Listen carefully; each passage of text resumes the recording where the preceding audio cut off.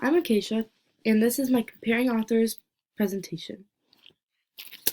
I chose the authors Monica Brown and Annie Barros. I chose them because of their similarities and my interests in their books. The children's books that these women have authored are a great example of the books that I used to read as a kid. Both of these authors write fiction children's books. Fiction books are made-up stories with made-up characters. The age range is 6 to 10. This age group is able to understand and accept other people's perspective, recognize that people do not fit into neat categories, and develop an understanding of time in the past and future. That being said, this age group enjoys reading and listening to books about the lives of other children. The authors and books I chose fit perfectly together because they center on the adventures of young children in their community, and the young readers will assert this into their own lives. First, we have Monica Brown. Monica Brown is a children's author raised in a bilingual household. She's the author of Lola Levine and Sarai chapter book series.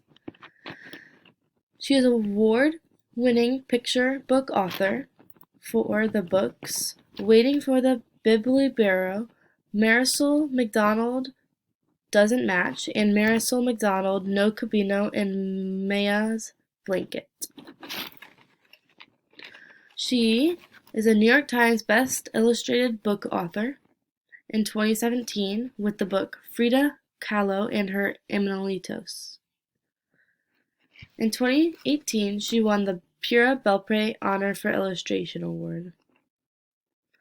She also got the NCTE Orbis Pictus Honor for Best Nonfiction Book. She also got the Christopher Award, which I will explain later.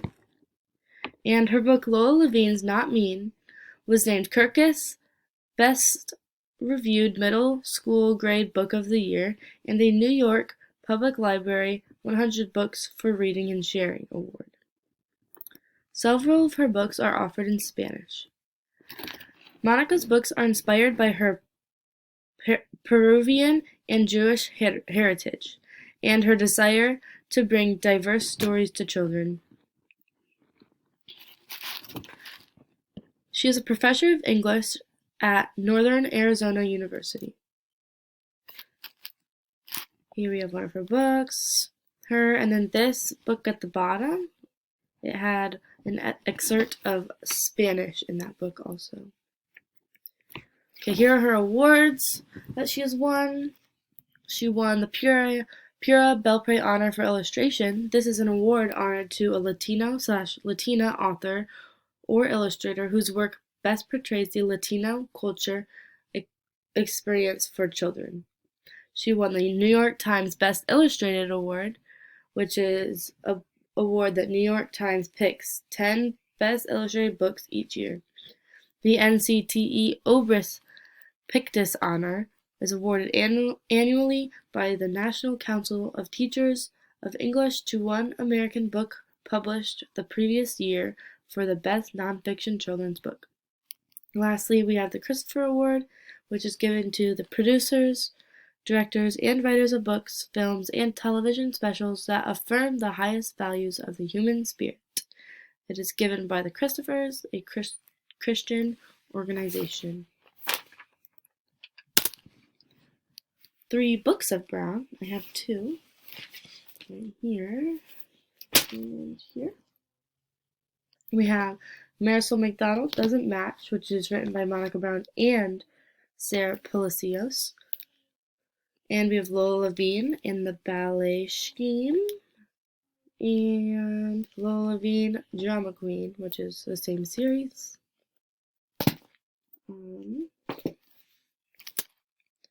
Next we have Annie Barros. Annie Barros is 59 years old. She was born in 1962 in San Diego, California, but quickly moved to a small town called San Anselmo in San Francisco Bay Area. Annie Barros loved the bookstore so much that they actually hired her to shelve books because she was there so much. She attended UC Berkeley and got her bachelor's associates in medieval history. She was a proofreader for an art magazine and an editor for a textbook company. She wrote for Chronicle Books, and they hired her as an editorial assistant, and she quickly became a major editor. Griffin and Sabine Chronicles was her first New York Times bestseller.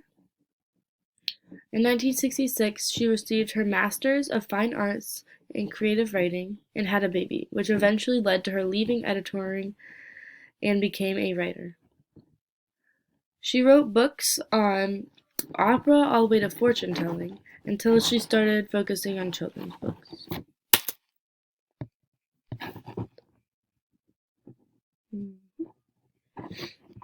In 2006, she published her first children's book series called Ivy and Bean, which was an ALA notable book. Ivy and Bean is also on New York Times bestsellers list and many others. Ivy and Bean is translated into 14 languages. Here are some of her awards. But there's also films coming out in 2021 on the Ivy and Bean series. And she also writes for young adults and adults. The Truth According to Us was published in 2015 and became a national bestseller. It was her first solo novel. Okay, she got the New York Times bestseller list, which is the biggest known bestseller list in the U.S., and it has been published weekly in the New York Times Book Review since 1931. She also has an ALA notable book, which every year the Association for Library Services chose the most worthy and outstanding children's books. Here's 3 of her books, and I have 2 here. First is Ivy and Bean, Doomed to Dance, Ivy and Bean, the regular one, and Magic in the Mix we have right here.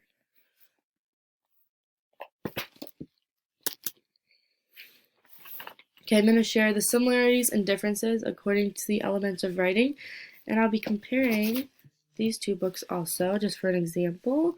We have Lola Levine and the Ballet Scheme by Monica Brown, and Ivy and Bean, Doomed to Dance by Annie Barros.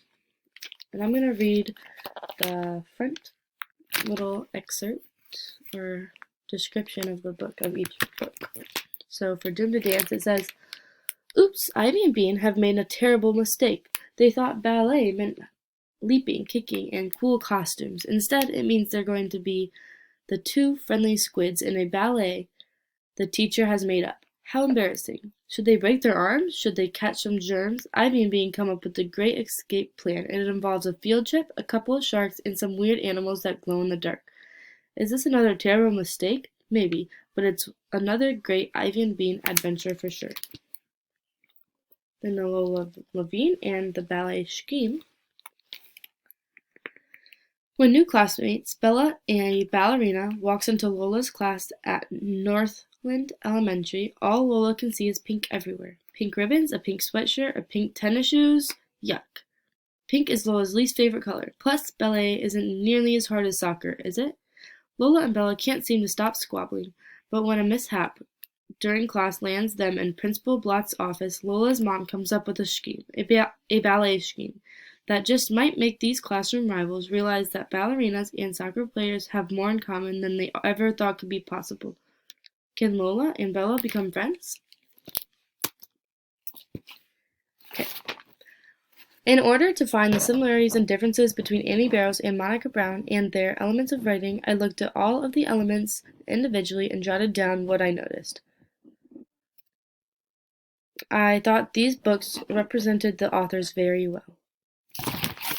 Okay, so first we have I'm missing one page.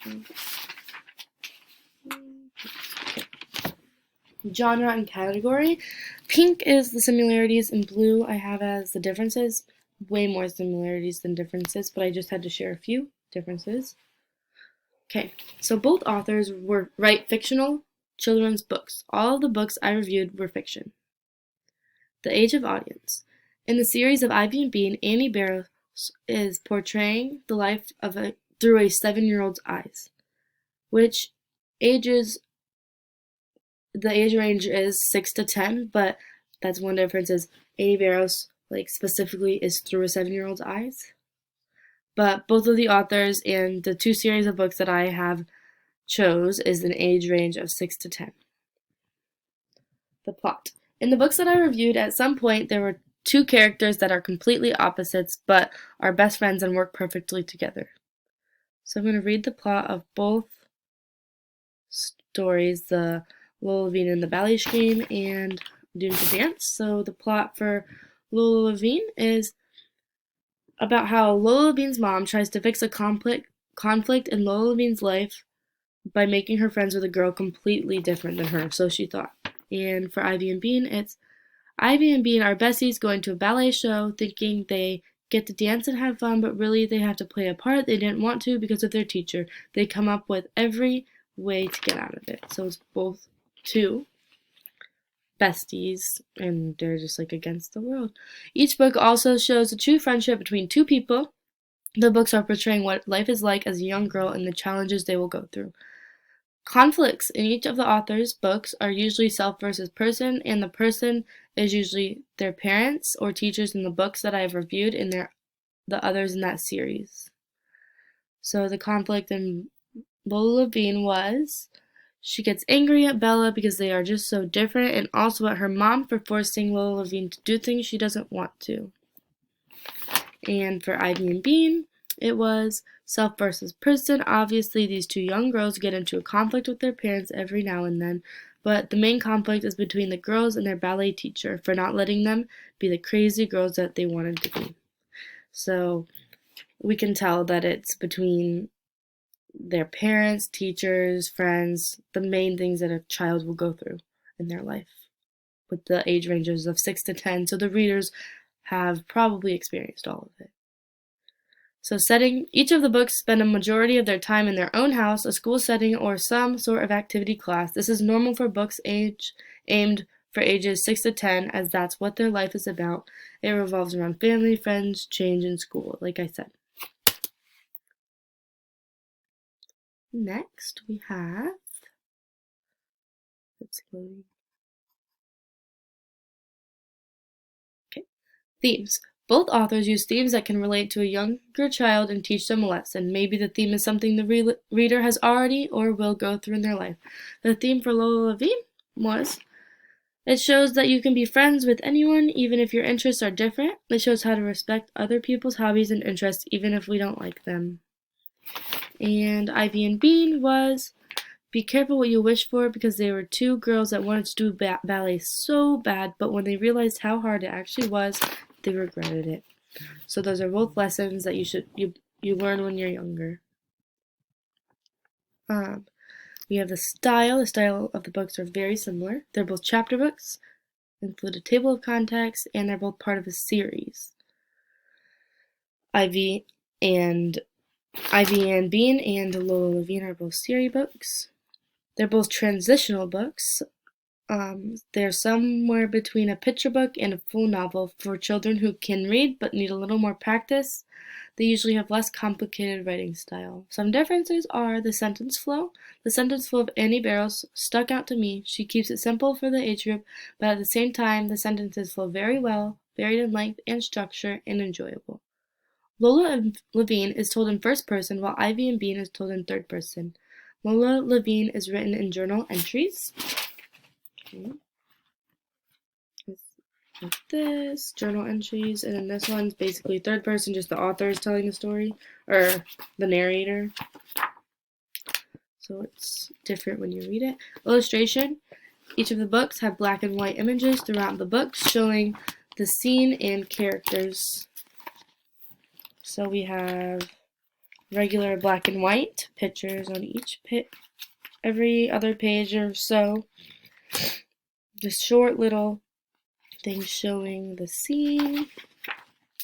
And it's really similar to Ivy and Bean. Just little black and white pictures. Different authors, but it looks so similar.